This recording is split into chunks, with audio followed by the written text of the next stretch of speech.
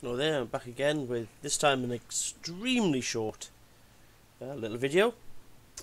Now, this video is going to be, I'm going to go over just one. This is going to be just extremely short because I just really wanted to get out of there as I got time. This video is just going to talk about one of the constant talking points of one of the aspects of NASA photos.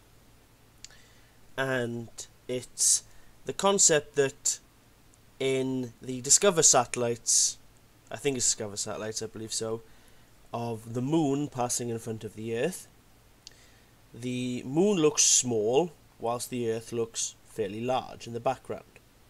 Okay?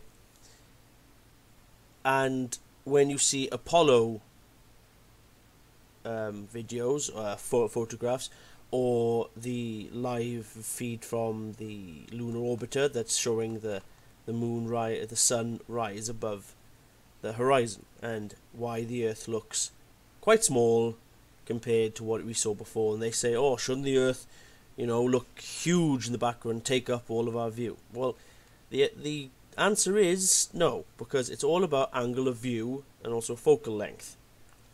Right, okay? So, I'm going to show you this very crude and very simple little model, because it's this simple, because that's all it needs to be. Okay? Right?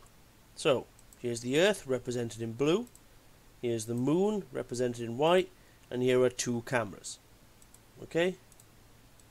There's camera 2, there's camera 1. So, to show you that they're in the same scene. Okay? First, we're going to go to camera 1, and that pretty much shows, near as makes no difference, the shot that you get from the Discover satellite that's showing the moon past the Earth. So you can see the moon looks large, and the Earth looks large. And the moon looks small. So you would think that when you zoom in, the Earth would get bigger. Well, no.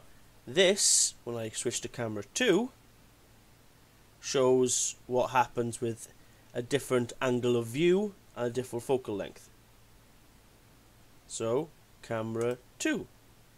And there we are. That pretty much shows the, some of the Apollo images. Maybe, some look smaller, different cameras, different distance. I might have not had the scales correctly in this, and the distance, but it's just, this video is just to prove a point, that it's the same silly talking points that flat earthers always bring up as proof, even though that it's been shot down and debunked and destroyed more times than anything I know. So you see what I mean? So let's just recap. Camera 1 shows, look, just to show it's the same scene, just to say anybody, look, there's camera 2, camera shape 2, angle of view 63.81, 28.913, just to show the differences between them. Okay, so now I'm going to go into camera 2 just to prove my point. Click on this icon here that goes to the settings of the camera that is selected, and there we are, there's the angle of view. So it is the same camera and it is the same scene, so I haven't fudged this in any way, shape or form. I know it's a little crude, this video, but it's just there to prove a point.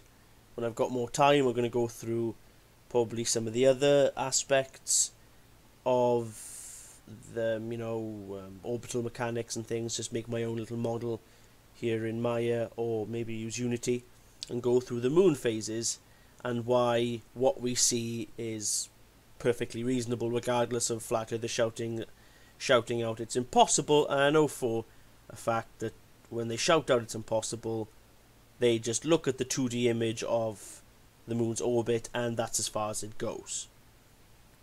They don't look into orbital mechanics at all. So, there we are. Just showing those two images done by NASA and the Apollo missions and the Discover satellite.